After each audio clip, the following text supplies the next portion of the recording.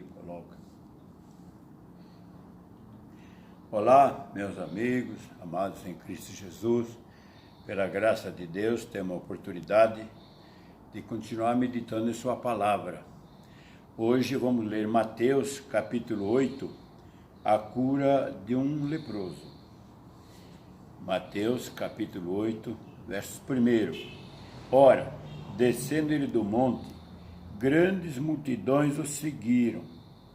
E eis que um leproso, tendo se aproximado, adorou-o, dizendo: Senhor, se quiseres, podes purificar-me ou curar-me.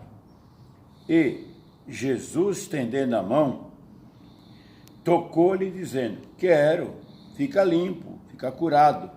E imediatamente ele ficou curado da lepra. Disse-lhe então Jesus: Olha, não o digas a ninguém, mas vai mostrar-te ao sacerdote e fazer a oferta que Moisés ordenou, para servir de testemunho. O leproso, ele ouviu a pregação de Jesus, ouviu os ensinamentos de Jesus e concluiu que Jesus tinha autoridade, poder para curá-lo, curar ele daquela doença. Então, rompendo com os preconceitos e os costumes da época, bem como as leis, ele ousou em se aproximar de Jesus, Segundo as tradições da época, o leproso não podia aproximar-se de um cidadão comum devido à sua doença. E ele, aproximando-se, falou com Jesus, reconheceu o poder de Jesus, reconheceu a sua insuficiência diante de Deus, a sua insignificância, e admitiu: Senhor, se tu quiseres, tu pode purificar-me, pode curar. E Jesus falou: quero. Esta palavra de Jesus, quero, encerra aí um grande ensinamento. Tudo que Deus quer, Ele faz. Nada se frustra à vontade de Deus. E Jesus esteve entre nós como Filho de Deus, como representante de Deus para a humanidade. Deus se fez carne na pessoa de Jesus como um filho. E Jesus revelou o lado paternal de Deus, o lado amoroso de Deus para conosco. Então, tudo que Deus quer, Deus realiza. Tudo que Jesus quis, Ele também realizou. Por exemplo, a Bíblia nos fala que certa vez Jesus andou por sobre as águas.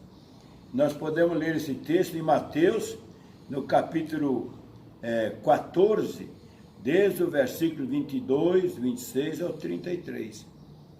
Ele andou por sobre as águas, e quando se encontrou os apóstolos que estavam navegando com dificuldade, pensaram que estavam vendo um fantasma, E, no entanto, Jesus estava flutuando sobre as águas, porque Ele quis. O que é que Jesus quer fazer que Ele não consegue? Basta querer. E Ele quis curar o leproso. Ele quis. O leproso falou com Jesus, moveu o coração de Jesus, e Jesus falou: eu quero. Assim como Jesus quis curar o leproso, Ele quer me curar, Ele quer curar você, Ele quer resolver todos os nossos problemas. Na verdade, Ele disse: olha, eu vim buscar e salvar o que se havia perdido. O que é preciso é que nós depositemos fé nele, confiança nele. O leproso se entregou a Jesus. Ele disse: olha, em outras palavras, estou em tuas mãos, estou com esta enfermidade há muitos anos, e o Senhor tem poder para me curar, só o Senhor querer. Então eu dependo desta tua graça, desta sua misericórdia. Se o Senhor me der esta graça, Ele está dizendo, eu vou te servir o resto dos meus dias. Então ele reconheceu a Jesus como Senhor. É o que nós devíamos fazer. Por exemplo, com a graça de Deus, Jesus esteve em um lugar deserto com uma multidão e não havia alimentação. Então Jesus quis multiplicar pães, e de alguns pães e peixe Ele multiplicou para uma população considerada 5.000 pessoas, considerando os homens, Os homens, as mulheres, os jovens, vamos supor, umas 20.000 pessoas. Ele quis multiplicar pães e multiplicou. O que é que Jesus querendo fazer e não faz? Certa vez 10 leprosos procuraram Jesus, né? Esta passagem da multiplicação dos pães, nós podemos encontrar também em Mateus capítulo 13, verso 21 e seguintes versículos, né? A multiplicação dos pães que Jesus operou não só uma vez, mas outra vez também. E a mesma coisa aconteceu com os leprosos. Certos leprosos encontraram Jesus 10 de uma vez e pediram: Senhor, tem misericórdia de nós. E Jesus quis ter misericórdia deles e disse: olha, ide mostrar ao sacerdote. E quando eles foram se mostrar ao sacerdote, no caminho ficaram curados, né? Com a graça de Deus. Dos 10 leprosos, quem voltou para agradecer? Um só.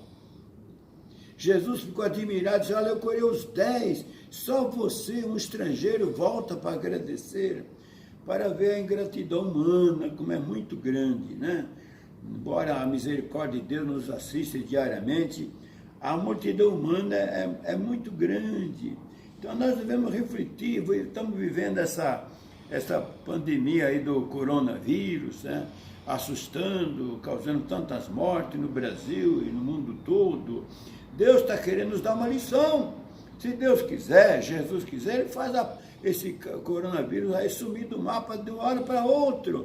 Mas por que Ele está permitindo?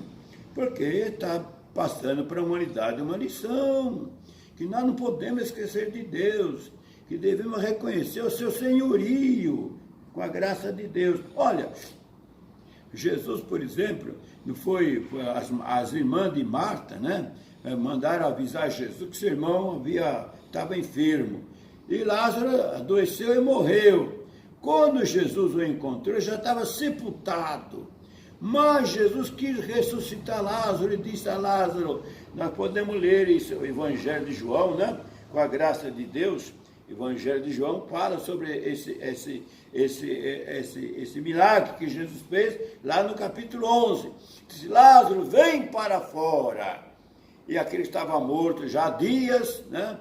Apareceu na porta do sepulcro, ressuscitado, causando aquela admiração a toda aquela população. Então, a lição que Jesus está passando com esse texto de Mateus 8, curando o leproso, é que o leproso se apresentou a Jesus e disse uma palavra muito sábia: se o Senhor quiseres, tu pode curar-me. Se Jesus quiser, Ele pode cessar essa pandemia o mais rápido possível do coronavírus, parando de morrer tantas pessoas, né, causando tanta dor, tanto sofrimento que está causando aqui, não só para o nosso Brasil e outros países também. Por quê? Mas Deus tem o poder, Deus tem o controle. Se Ele permite, como Ele permitiu ao leproso ficar com aquela lepra, mas curou o leproso. Deus permitiu vir essa pandemia sobre a humanidade, mas Ele pode curar. O que nós temos que fazer é reconhecer o senhorio de Cristo. Como Jesus falou lá no Evangelho de Mateus 11, 25, 28, né? Vinde a mim, todos vocês cansados e oprimidos, eu vos aliviarei. Tomai sobre vós meu jugo e aprendo de mim, que sou manso e humilde de coração, e aí achareis a salvação das vossas almas. Quem pode nos ensinar é Jesus. E Ele se prontifica e aceita todo aquele que quer ser o discípulo, que quer aprender da sua palavra, desenvolver esse conhecimento, crescer nesse conhecimento, amadurecer nesse conhecimento, para conhecer a grandeza de Deus e o poder de Deus. Ora, aqui cabe uma pergunta. Jesus tem um desafio pela frente. O Evangelho de Marcos, capítulo 1, versos 14 e 15, Jesus fala: o tempo está cumprido, o reino de Deus está próximo, arrependei-vos e crede no Evangelho. Olha, Jesus tem um projeto pela frente, tem um desafio: implantar o reino de Deus aqui na terra. Você faz uma pergunta, vamos fazer um questionamento: será que ele vai conseguir? Será que não? Vejam, ele diz no Evangelho de João, capítulo 33, João 16, verso 33, tende bom ânimo, eu venci o mundo. Então Jesus se sujeitou a este mundo, embora o tivesse pregado na cruz, mas ele agradou a Deus, superou o mal, superou as dificuldades, perdoou os seus inimigos e disse aos apóstolos: eu venci o mundo, e agora ele tem autoridade. Ele disse: todo poder me é dado, no céu e na terra. Jesus vai implantar o reino de Deus. Eu acredito, como ele faz tudo que ele quer, nada frustra seu plano de Deus, e ele está implantando o reino de Deus. Quem resiste não está usando de sabedoria, não está sendo prudente, porque tudo indica que o reino de Deus será implantado. Se nada pode impedir o que deseja, Deus quer fazer, Deus quer realizar. E Jesus falou: olha, o tempo deste mundo tem os dias contados. O reino de Deus vai ser implantado. Se arrependam, se preparem para a volta de Jesus. E não vamos continuar resistindo ao Espírito Santo. A palavra de Deus fala no livro de Atos, capítulo 5, verso 51, quando Estevão foi acusado, interrogado, ele se defendeu e disse àquela plateia: até quando vocês vão resistir ao Espírito Santo? Quantas pessoas estão resistindo a Deus? Até quando vamos resistir a Deus? Quem pode lutar contra Deus? Não tem como.